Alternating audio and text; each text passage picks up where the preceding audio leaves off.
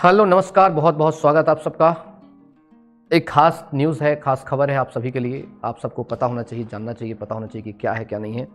आप सब ने लगातार बहुत रिक्वेस्ट की थी कि सर प्लीज़ केस को किसी प्रकार से जल्द खत्म करवाया जाए, समाप्त करवाया जाए। तो फाइनली वो दिन आ गया कि आपका एक केस जो है समाप्त हो चुका।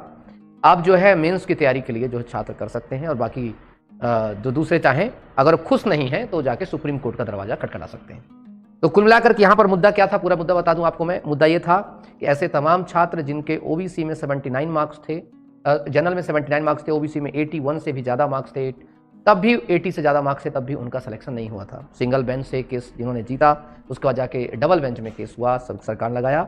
सरकार जब डबल बेंच में केस लगाया, पिछले 1 साल से सुनवाई के दौरान जो है एक केस में जीत मिली। ठीक है, एक बहुत महत्वपूर्ण एक फैसला, जजमेंट। और मुझे ऐसा लगता है कि पिछले कुछ दिनों से जितनी मैं लाइव क्लास जाता था, हर क्लास में आप लोग कहते हैं सर प्लीज इस मुद्दे को सॉल्व करवाओ सर। मैंने बोला था कि जैसे कोर्ट खुलेगा, कोर्ट खुलने के बाद इस मुद्दे को प्राइमरी तौर पर जो है सॉल्व करवाया जाएगा। सभी से रिक्वेस्ट, सभी से आवेदन निवेदन के तत्पश्चात ये फाइनली आपके पास ये चीज़ आ चुकी है। और आपको ये जो आज इसका एक निवेदन किया गया था माननीय कोर्ट से कि अब बहुत हो गया, 1 साल पूरा हो गया बच्चों का। जो भी निर्णय हैं, जो भी चीज़ें हैं वो दे दी जाएँ, ताकि छात्र अपनी तैयारी करे। आज जो 1 साल हो गए उस भर्ती को, जनवरी 2022 की भर्ती थी, जनवरी 2023 खैर प्री उसका हो चुका है। रहा सवाल किसका, इसके मेंस का। तो अब इसकी मेंस की तैयारी आप सभी लोग आपस में कर सकते हैं। और मेंस की तैयारी कैसे करना है आपको, तो वही फिर से आप लोग थोड़ा सा अपनी तैयारी को अच्छी धारदार दीजिए। तो मेंस की तैयारी में चाहे वो स्टेनो की बात करें, चाहे वो स्टेनोटाइपिस्ट की बात करें, या इनकी सब तमाम चीज़ों की अपनी चर्चा कर सकते हैं। सर अब और डिले तो नहीं, अब नहीं, शिवम प्रजापति, अब कोई डिले नहीं होगा। जो वाजिब हुआ करे उसके लिए मेरे पास आते हैं, तो मैं उसकी पूरी की पूरी मदद करता हूं, चाहे वो लीगली हो चाहे जैसे हो। तो पहले मैं कोशिश करता हूं कि सामान्य तरीके से हो जाए, आवेदन ज्ञापन से हो जाए, और जब आवेदन ज्ञापन से नहीं होती तब मैं कोर्ट का रास्ता अपनाता हूं। ठीक है, तो कोर्ट का रास्ता अपनाने से पहले मैं हमेशा, आपने देखा होगा, मैं एक आवेदन, एक अभ्यावेदन, एक ज्ञापन जरूर सरकार को दिलवाता हूं। ये मेरी आदत है। फैसला क्या आया सर, फैसला बता दूं, सुनना अच्छे से। फैसला क्या है, ठीक है, मैं आपको बता दूं। इस पे जो है जो रिजल्ट आया था, उस रिजल्ट को उन्होंने साफ तौर पे कहा है कि इसमें अभी हमें कुछ ऐसा चीज दिखाई नहीं रही कि कुछ गलत हो, चूंकि हाई कोर्ट की खुद की भर्ती थी। इसलिए जो लोग भी सिलेक्टेड थे वो लोगों की कोई आंच नहीं आएगी। जनरल कैटेगरी वाले बिल्कुल सेफ हो, सुरक्षित हो, खुशियां मनाओ, मिठाई बांट लो, चाहे जो कर लो।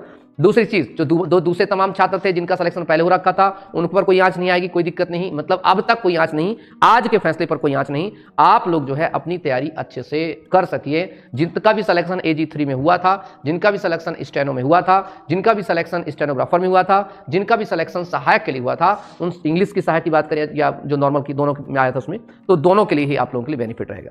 पटवारी सुप्रीम कोर्ट कब तक, क्या सुप्रीम कोर्ट के लिए क्या करें? नहीं, सुप्रीम कोर्ट देखो सिंपल है। जो लोग देखो तय है, अब चूंकि मैं एक एडवोकेट हूं तो मैं आपको एक बता देता हूं। देखो अभी डबल बेंच ने दे दिया। अब किसी भी राज्य के लिए, कैसे मैं एग्जांपल लेता हूं, मतलब मध्य प्रदेश की बात करते हैं, तो मध्य प्रदेश राज्य के लिए सबसे बड़ी जो कोर्ट है वो है डबल बेंच की कोर्ट होती है। तो डबल बेंच ने फैसला सुना दिया। अब डबल बेंच के बाद आपको यहां पर ट्रिपल बेंच नहीं बैठी, डबल बेंच ने फैसला सुना दिया। अब जिसको मंजूर नहीं है वो पूरी तरह से खुला होता है कि आप सुप्रीम कोर्ट के रास्ते पहुंच सकते हैं। सुप्रीम कोर्ट, अगर आपको कुछ ऐसा लगता है, कोई तथ्य ऐसे रह गए हैं जिसको नहीं सुना गया है, ऐसा लगता है कि कुछ चीज ऐसी रह गई है, कुछ बची हुई है, तो आप माननीय उच्चतम न्यायालय का दरवाजा खटखटा सकते हैं।